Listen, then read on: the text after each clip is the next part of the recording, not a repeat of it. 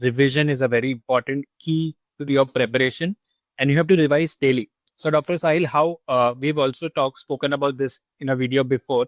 Let's just recap how you should be breaking down your day or a daily schedule, including revision. Yes.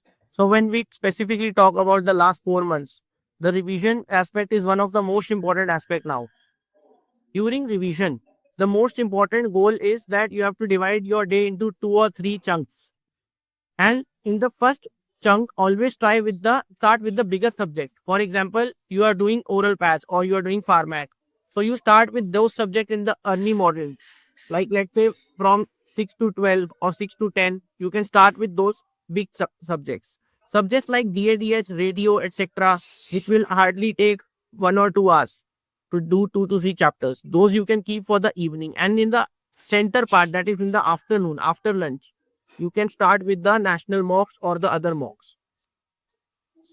Right. So that is your preparation phase. During the day, you will spend, say, 6 hours, 5 hours, how much ever you want to dedicate to reading, solving MCQs, solve like 150, 200 MCQs on a day on an average to be able to get a good flow of working. Okay. Because you need speed for your day of exam as well. Now, at the end of the day, whatever you have prepared and whatever you have done incorrect, whatever is important, spirit out that content and read again at the end of the day, revise it because that is the most important key for your preparation. And one more thing is there, the number of hours. So for those who are starting now, it's very important that you give at least 10 to 12 hours from now itself, because you cannot give less hours and expect a better result.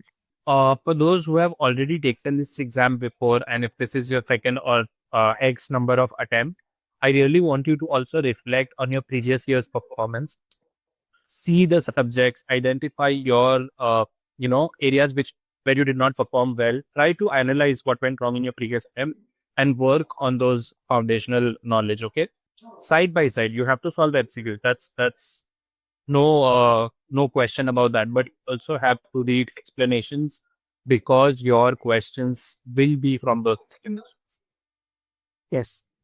Reading explanations is important, more important than solving the MCQs. Because from explanations, you can get 4 or 5 MCQs, but from an MCQ, you cannot get more than one explanation. right. So now that you know what Meritor's marathon is and national mocks are and what the AI recommendations can do for you, start using these tools